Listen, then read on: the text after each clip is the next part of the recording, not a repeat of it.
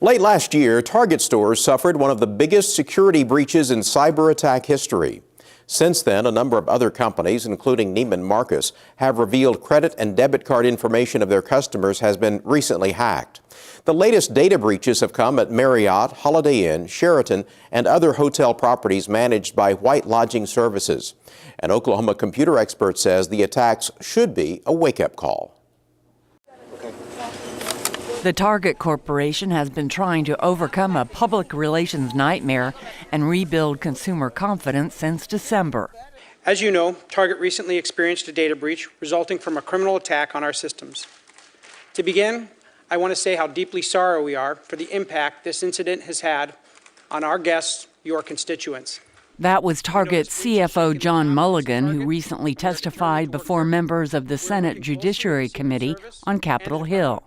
He told lawmakers the breach of customer credit and debit cards lasted 3 days longer and affected more people than previously thought. What we know today is that the breach affected two types of data: payment card data, which affected approximately 40 million guests, and certain personal data, which affected up to 70 million guests. Dr. Marcisio Papa is a professor of computer science at the University of Tulsa. He says we may never know the extent of the Target breach and that it was a sophisticated operation carried out over a period of time. Target has many point of sales, and they had to push that malware, which software that will do bad things, out to every single point of sale. So if you can imagine that, this was a massive sort of operation. Dr. Papa says his wife did shop at Target between November 27th and December 15th, when most of the information was stolen. Papa says he hasn't changed his credit card, but is taking precautions he would advise others to follow. I would say make sure that you check. Most people now can check online transactions, and they're typically posted, within minutes. And I know that I do that every night. I mean, it doesn't take too much time, and it may save you quite a bit of trouble. Papa says his bank has not issued new cards, but some banks and credit card companies have. My credit card company took a precaution, stopped it, and gave me a new card. I have had another card, though, that wasn't through Target, where I actually had people charging in Mexico, in Hawaii, in Europe. So that's happened to me, and it didn't affect my credit because I caught it quick enough. The credit card company stopped it, that kind of thing. Because of his experience, consumer Jeff Brands carefully checks all charges to his account. And I've been told that the big thing is they try to do a little bit of small charges to you, and if they start seeing it's going through, then they do the big ones. So, even if it's a $5 charge or something, if it's not mine, I'm questioning it, and I'm working with my credit card company on that.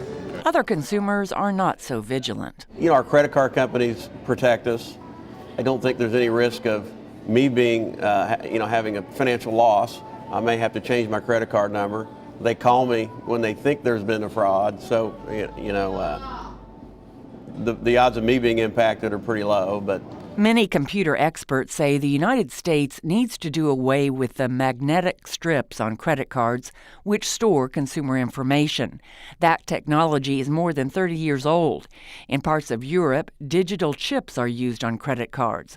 Dr. Papa says chips would have prevented the kinds of breaches American companies are experiencing, but he doesn't believe such a changeover will happen anytime soon.